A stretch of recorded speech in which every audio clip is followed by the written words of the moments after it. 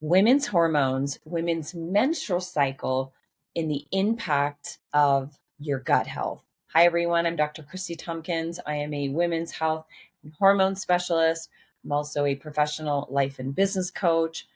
And today's topic is incredibly important because it has to do with your gastrointestinal tract, including your gut microbiome, which is mostly in the large intestine, and how that impacts your menstrual cycle, whether you are just starting out, you're a teenager, or maybe even younger, or you are in your 20s, 30s, 40s, perimenopausal, kind of around that time where the period stops, which is menopause. The period stops completely for 12 months. Obviously, gut health is important for our entire lifetime.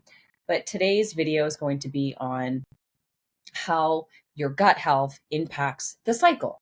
So our reproductive hormones, and when I reproductive hormones, estrogen, progesterone, testosterone, men produce those as well. Women predominantly produce estrogen and progesterone, and we produce testosterone, not quite the level that men do. The menstrual cycle, which is that follicular phase, ovulation, luteal phase, and then the withdrawal bleed, the menstrual bleeding that happens, which is at day one. So that is that entire cycle. The cycle is not just when you're bleeding; it's the cycle of the different phases of when the hormones are released at different times and at different quantities as well. So, with regard to those hormones, looking at your gut health, looking at the entire body, looking at all body systems, but in particular, looking at the gut health, if your gut health is dysfunctional or there's dysbiosis would be that the population of bacteria is imbalanced, it's off, whether there's more pathogenic bacteria, maybe more commensal bacteria, there's not as much of the beneficial therapeutic bacteria. We have, I believe it's close to over 1 trillion. I think there's actually a much bigger number than that as far as the bacterial population in our gut. And again, that's going to be mostly in our large intestine. So with that entire system, which includes the stomach, the small intestine, the large intestine, it needs to be working optimally. So with regard to your stomach produces the stomach acid, hydrochloric acid. That's where we also absorb most of our B12, some of our minerals as well. And that's how we break down our protein into amino acids that then go to rebuild more proteins, and it gets recycled and so forth. But that's mainly where we break down our food, our metabolize our food. Your small intestine is important for the pancreatic secretion that travels to the small intestine to help break down those macronutrients even further. So carbohydrates, which technically start in the mouth, but that's where further breakdown of these macronutrients occur. So protein, fats, as well as the carbohydrates. So then it continues on down where there's this ongoing process of making sure that things are getting absorbed throughout the rest of the body, and eventually in absorbing any water in preparation for excretion. During this whole process, though, your body is extracting the nutrients from your food. So that would be energy production, producing ATP.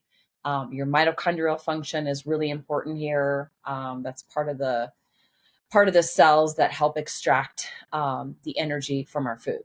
So the entire system, it's a lot more complicated than that, 3-minute summary. The entire process is important for getting the nutrients, the vitamins and minerals, the antioxidants, the macronutrients from your food, so that the rest of your body can function the way that it's supposed to. It's basically getting the ingredients, the basic building blocks, recycling things, and then eliminating what it doesn't. Your female menstrual cycle, or the menstrual cycle in women, is very sensitive to what goes on in the gut. So if you're giving your body mostly processed foods, pro-inflammatory foods, and pro-inflammatory foods for you might be eggs. It might be eating peanuts. It might be having a lot of bread or gluten products. It might be having um, cow's milk dairy products, goat's milk, sheep's milk. It might be something like garlic. I mean, there's so many food sensitivities and food intolerances and food allergies that can lead to excess inflammation. And inflammation is just a term for your immune system is coming to your defense and your rescue. Sometimes the inflammation is excessive, and it creates more irritation and more pain and discomfort and dysfunction in the body. So if you're giving your body things that your body's like, we're done with this. We don't want this food. We're not able to function properly. Whether it's a food sensitivity or too much sugar or alcohol, um, the list goes on and on. Certain beverages, maybe certain recreational drugs, medications like antibiotics or antacid medications or antidepressant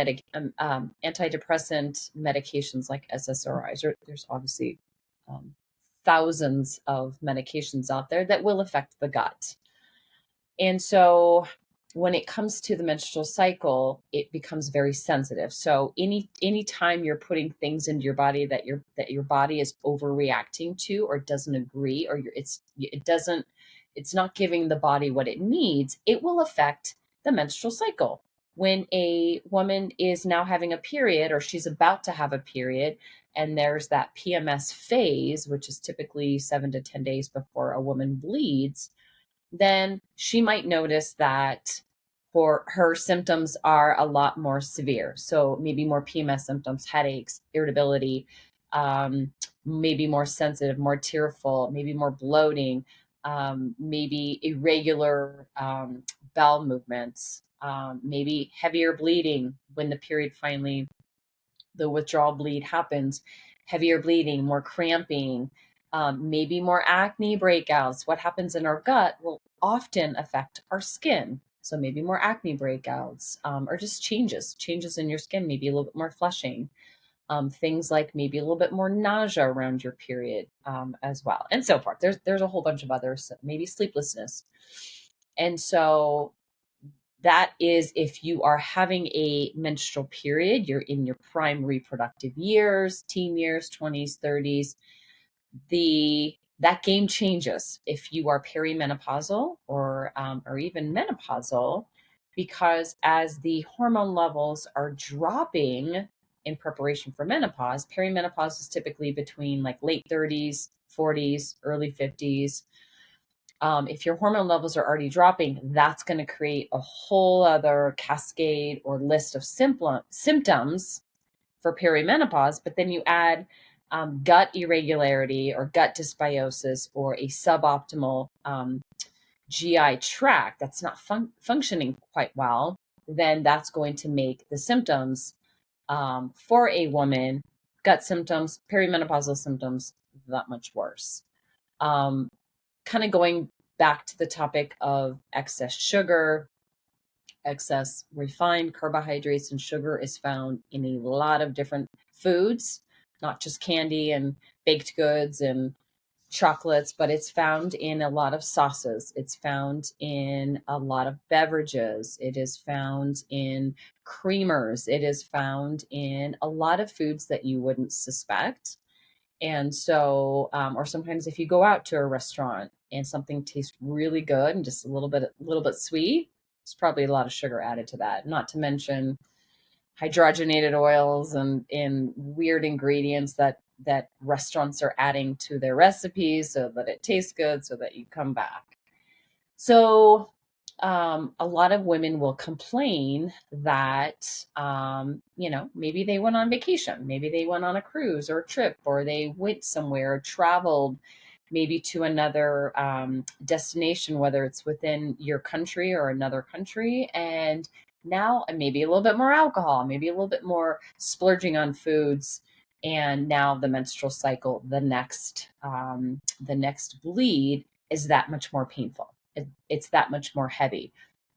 And in some cases, if this continues and what you're putting into your body is not aligning with the health of your body, over time, this creates a problematic situation for your menstrual cycle moving forward. So then all of a sudden, now your ovaries potentially, maybe you might not be ovulating every month, and now maybe there's a higher blood sugar level, and maybe now there's more insulin being produced because of the glucose going up, and now maybe testosterone is starting to climb a bit, and now maybe you've got this higher ascension of testosterone, and now you're getting acne breakouts, and maybe now you're getting a little bit more facial hair loss, and maybe you're skipping your period and so forth. That would be an extreme case of polycystic ovarian syndrome, or just simply more cysts on your ovaries, and it's created from that disruption in your metabolism because of what you're putting into your body. Kind of going back to the medication use, medications will affect the absorption of your nutrients, your vitamins, your minerals, your macronutrients, protein, fats, and carbohydrates. And so certain medications may interfere with absorption. And if you're not getting the basic building blocks, the basic nutrients, ingredients, so to speak, to produce hormones in abundance, or to produce all the things that your body needs from your diet, that will affect your cycle as well.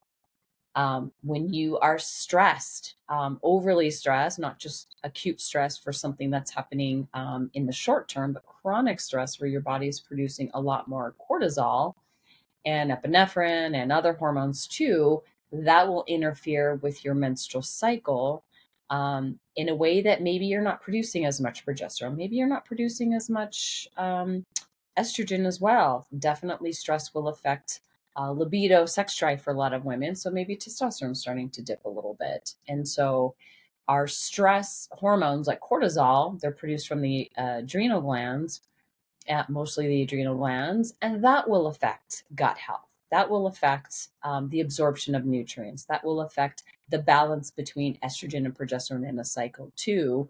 Or perhaps what you're eating is causing stress to the body. It's a stressor. Certain foods, beverages are causing a little bit more stress being released in the body, or throughout the body, because of what is going on within the gut.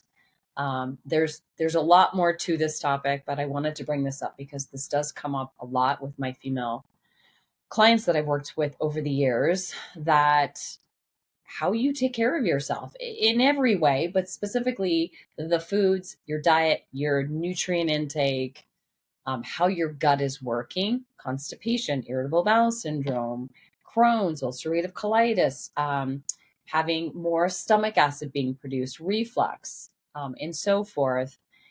That will definitely affect the cycle. So if there's something going on with your menstrual cycle and you're having symptoms at whatever age, and they're severe or moderate to severe and they're getting worse, but you also have gastrointestinal symptoms, there's a correlation.